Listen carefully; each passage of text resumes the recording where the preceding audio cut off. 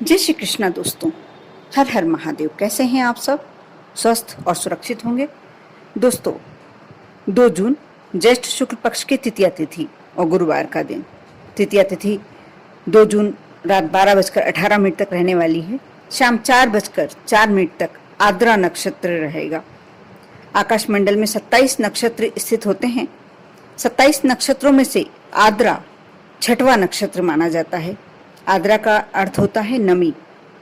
आंख में आने वाले आंसुओं को भी इस नमी के साथ जोड़कर देखा जाता है। आद्रा नक्षत्र का जो प्रतीक चिन्ह भी आंसू की बूंद को ही माना जाता है। वैदिक ज्योतिष के अनुसार भगवान शिव के रुद्र रूप को आद्रा नक्षत्र का अधिपति देवता माना जाता है। इसके अलावा आद्रा नक्षत्र के स्वामी राहु होते हैं और इसकी राशि मिथुन है। साथ ही इसका संबंध शीशम के पेड़ से बताया गया है। जिन लोगों का जन्म आद्रा नक्षत्र में हुआ हो उन लोगों को इस दिन शीशम के पेड़ को नमस्कार करना चाहिए और साथ ही इस बात का अवश्य ध्यान रखना चाहिए कि अब जाने अनजाने में शीशम के पेड़ को, उसकी लकड़ियों को, उसकी पत्तियों को किसी भी तरीके से नुकसान ना पहुंचाएं।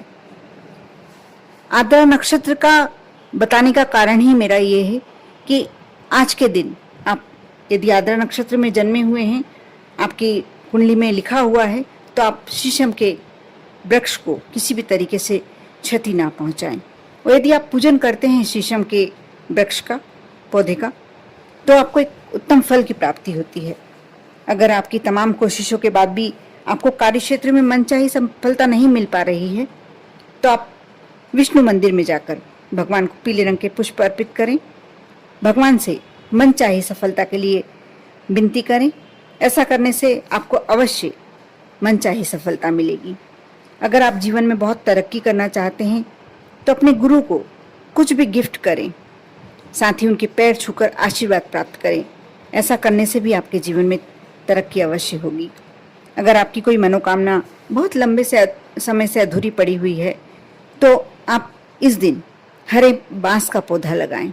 साथ ही पौधे के सामने आप विनती करें, अपने मन की बात कहें। और ऐसा नहीं, इसी गुरुवार आप कोई से भी गुरुवार को ये कार्य करेंगे तो आपको इसका बहुत ही उत्तम फल प्राप्त होगा। आपकी मनोकामना अवश्य पूर्ण होगी। साथ ही आप अपने लक्ष्य को ऊंचे मुकाम तक ले जाना चाहते हैं। कौन नहीं चाहता? सभी को अपने जीवन में किसी का कोई ना कोई लक्ष्य अवश्य होता है और हर व्यक्ति अपने लक्ष्य को प्राप्त करना चाहता है। आप गुरुवार के दिन मंदिर में चने की दाल का दान अवश्य करें और गुरु के मंत्र का, यदि आपके कोई गुरु हैं, उनने कोई मंत्र दिया है तो बहुत ही अच्छी बात है। नहीं दिया है तो आप गुरु मंत्र जो ओम बृहस्पताय नमः या ओम ग्राम ग्रीम ग्रोम सह बृहस्पताय नमः, इस मंत्र का आपको जो भी इजी लगे, जो भी आप कर सकते हैं, कम से कम 11 या 21 बार जाप करें। ऐसा करने से आपको अपने लक्ष्य तक पहुंचने के लिए एक अनुकूल अवसर प्राप्त होगा। अगर यदि आपके दाम्पत्य संबंधों में उलझनें चल रही हैं या ऐसा लग रहा है कि आपका विवाह होते होते रुक जाता है, योग बनते हैं और फिर किसी न किसी कारण से ऐसा लगता है कि यहाँ नहीं हो पाएगा, तो आप अपने घर के आसपास किसी भी मंदिर की साफ सफाई में सहयोग प्रदान करें और साथ ही हल्दी का दान करें। आप पिसी हुई हल्दी का भी दान कर सकते हैं या जो हल्दी की गठाने आती हैं, और जितने दान करने में आप सक्षम हैं उतना आप हल्दी का दान करें। ऐसा करने से आपके दाम्पत्य संबंधों में यदि उलझनें चल रही हैं तो आप वो भी सुधार आ जाएगा और हो सकता है कि यदि आपका विवाह नहीं हो पा रहा है तो बहुत ही जल्दी शीघ्र ही आपका विवाह भी जम जाए। आज के दिन ही आप विष्णु जी की तस्वीर के समक्ष, या जरूरी नहीं है कि आपके घर में विष्णु जी की तस्वीर या फोटो नहीं है तो आप उनके समक्ष बैठे, आप अपने घर के मंदिर में कहीं भी स्वच्छ स्थान पर आसन बिछाकर बैठ जाएं और ओम नमो भगवते लक्ष्मी नारायण नमः इस मंत्र का जाप करें 108 बार। एक माला तो कम से कम करनी ही है आपको। और जो आप पूर्णिमा को यदि अपने सत्यनारायण कथा करी होगी तो आप बनाते हैं आटे को सेक कर उसमें जो शक्कर मिलाते हैं उसका भोग लगाएं। यदि उसमें थोड़ा सा केसर की पत्ती डाल सकते हैं तो बहुत ही अच्छा है। नहीं तो आप ऐसे भी यदि भगवान विष्णु को तुलसी दल मिलाकर भोग लगाते हैं और उसी भोग को, उसी प्रसाद को आप पूरे घर के सभी व्यक्ति ग्रहण करते हैं प्रसाद रूप में, तो आपके घर में सुख समृद्धि तो बढ़ेगी, सौभाग्य तो बढ़ेगा ही बढ़ेगा, आपस में प्यार भी बढ़ेगा, सामंजस्य भी बढ़ेगा। ऐसा करने से आपके जीवन की सकारात्मक ऊर्जा भी बढ़ती है और आप किसी भी कार्य का निर्णय लेने में बहुत ही आप में निर्णय लेने की क्षमता बढ़ती है।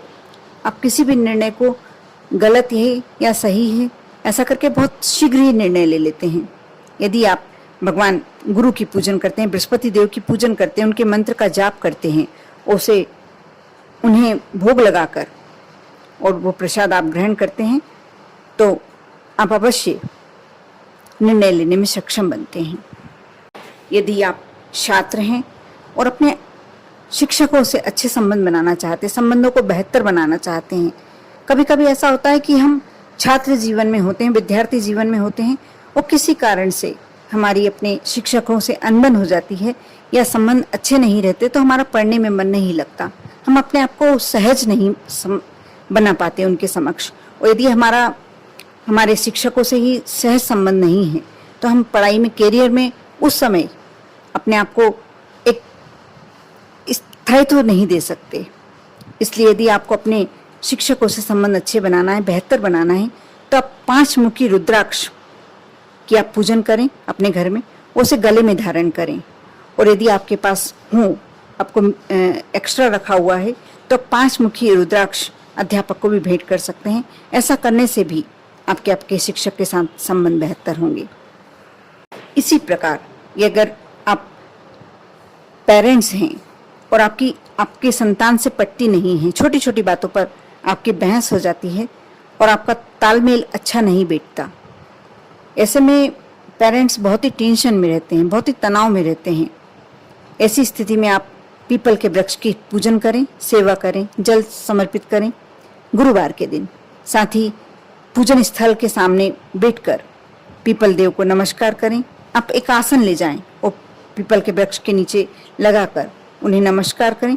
ऐसा करने से संतान के साथ आपका तालमेल तो बढ़ेगा ही, संबंध बेहतर होंगे ही, लेकिन आपकी संतान आपका ध्यान भी अवश्य रखेगी, क्योंकि पीपल देव में बृहस्पति देव का वास माना जाता है। और जो अपने बृहस्पति देव, जो जिनसे उनके गुरु प्रभावित होते हैं, खुश रहते हैं, प्रसन्न रहते हैं, उनके साथ उनकी संतान के संबंध भी बहुत अच्छे रहते हैं। संतान ऐसे पेरेंट्सों का सम्मान करती है। यदि बहुत दिनों से आपका आर्थिक पक्ष मजबूत नहीं चल रहा, आपको आर्थिक हानि ज़्यादा हो रही है, आपका खर्च ज़्यादा बढ़ गए हैं या आपको कमाई अच्छी नहीं है, ये सारे कारण आपको कर्ज लेने के लिए मजबूर करते हैं। जब आप स्वयं की कमाई से यदि अपने परिवार का भरण पोषण नहीं कर पाते हैं तो आपको कर्ज लेने की स्थिति बन जाती है। ऐसे समय में आप गुरुवार के दिन यदि मस्तक पर केसर का तिलक लगाते हैं और किसी जरूरतमंद को पीली वस्तुओं का दान करते हैं, जरूरी नहीं है वह व्यक्ति ब्राह्मण ही हो, आप किसी गरीब को भोजन कराएं, पीला कपड़ा दान करें या ऐसी कोई सामग्री जिसकी उसको आवश्यकता है, यदि ऐसा दान करते हैं तो ऐसा करने से आपका आर्थिक पक्ष अवश्य मजबूत होगा। और यदि आप कर्ज लेने की स्थिति में भी आ गए हैं तो यह स्थिति आपके ऊपर से जल्दी ही स्वयं हट जाएगी।